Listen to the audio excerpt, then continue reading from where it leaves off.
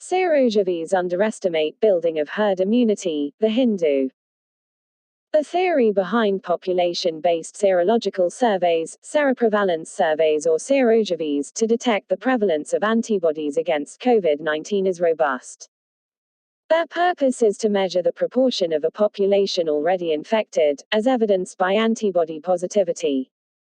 When applied on a national scale, a random sample of the entire population is tested. Then, the data are extrapolated to the whole population. Also read, 60 million in. Random, according to the dictionary, means something without a deliberate order. In biostatistics, it means each individual has an equal probability of getting selected. Statisticians stratify the population and select a random sample from all strata so that the prevalence figure obtained is representative of the whole population.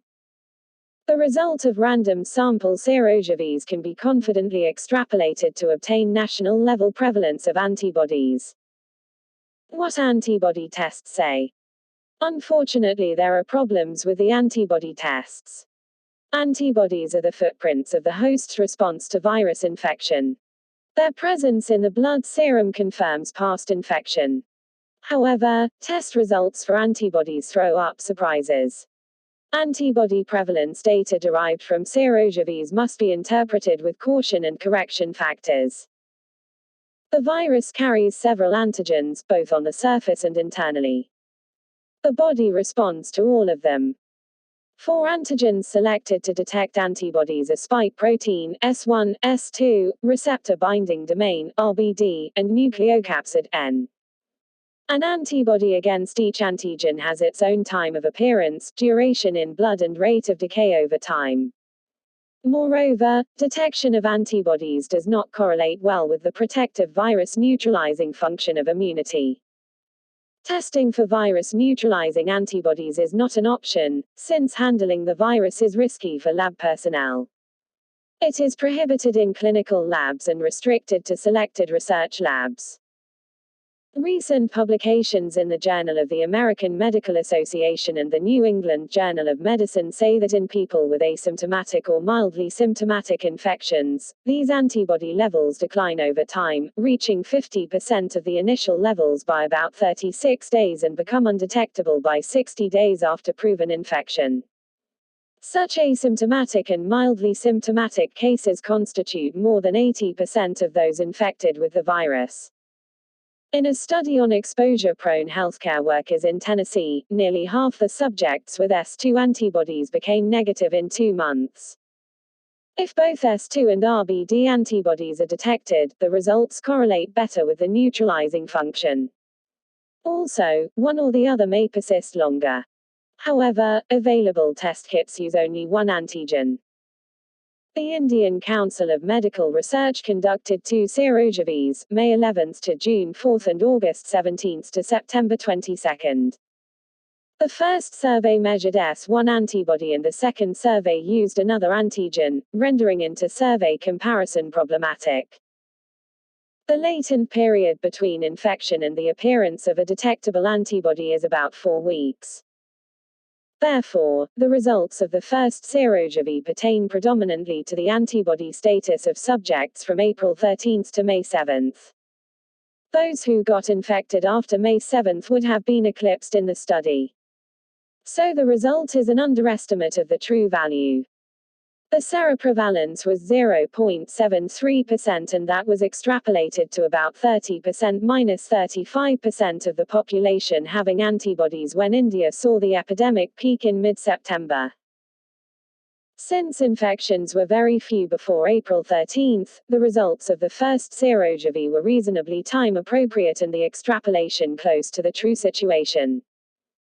A study by the Department of Science and Technology concluded that at the peak time, the proportion of the population with antibodies was 28%, close to the published estimate of 30%-35%. The second serosurvey gave 7.1% prevalence for those immune between July 20 and August 25. For the sake of simplifying calculations, we assign August 4, the midpoint of this time interval, to represent the second survey results. Subjects who were antibody positive by August 4 would have contracted the infection a month earlier by July 4. The result is not time appropriate, as at least 50% of those infected 2 months earlier by June 4, representing the midpoint between April 20 and June 25, would have become antibody negative. This was the time when infections were rapidly rising. In short, the result is a gross underestimate of the true level of those with antibodies. Taking 50% as the correction factor, prevalence was 14.2% on August 4. From August 4 to September 16, the day of the peak, new cases increased from 51,282 to 97,859 by a factor of 1.9. So, the estimated proportion of the population infected at the peak could have been 14.2 by 1.9 equals 27%. Cautious interpretation. Evidently, Serosurvey results have to be cautiously interpreted to arrive at the true level of prevalence of antibodies. If taken at face value, Serosurvey results grossly underestimate true prevalence, except in the very early phase of the epidemic when infected people 2 months earlier were very few. What is in store for India? Several countries have second or even third waves of infection. Will India face such waves? If the peak coincided with 27%-35% prevalence, the epidemic is likely to evolve as endemic after another 30% are infected in the post-peak phase of the epidemic. The predicted herd immunity level needed to end the epidemic was 60% for a normal epidemic curve with peak at its halfway mark. For a normal epidemic curve, the cumulative number of people infected before the peak will be equal to the number who will be infected after the peak because the curve is bell-shaped. That means we did not manage to flatten the curve and further waves are unlikely. However, the speed with which people will get infected in various localities depends on human behavior. Pre-peak there was fear and people practiced social distancing and wore masks. Post-peak, many have no fear and are more relaxed about good practices to prevent infection. Major festivals are approaching. Unless care is taken, they may enhance transmission frequency, giving rise to local outbreaks and infection waves, but they are unlikely to disturb the downward slope of the national epidemic curve because half of the herd immunity level required to end the epidemic was already reached by mid-September. Governments must continuously exhort citizens not to let the guard down, not only for the safety of those who celebrate, but also, more importantly, their family members, particularly senior citizens. People can celebrate festivals, but governments must enforce strict norms regarding crowding, especially inside buildings. Dr. S. Seshadri is retired professor of clinical endocrinology and medicine, Christian